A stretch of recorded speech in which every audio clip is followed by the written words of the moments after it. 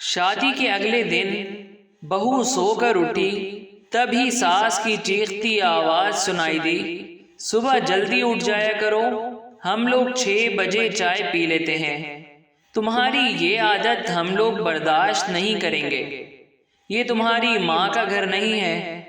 بہو نے کوئی جواب نہ دیا، وہ اپنے کمرے میں گئی اور ایک ڈائری، پین اور بیگ لے کر واپس آئی اور کہا، ساسو ماں، یہ وہ لسٹ ہے جو شادی سے پہلے آپ لوگوں نے میرے گھر بھیجی تھی، آپ چیک کر لیں، کوئی چیز کم تو نہیں۔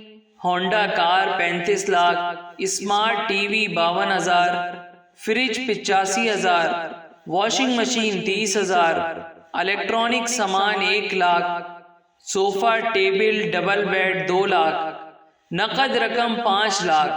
یہ رہی رسیدیں۔ آپ لوگوں نے اپنے لڑکے کی جو قیمت لگائی تھی وہ میرے والدین نے قیمت ادا کر کے میرے لیے شوہر خرید لیا۔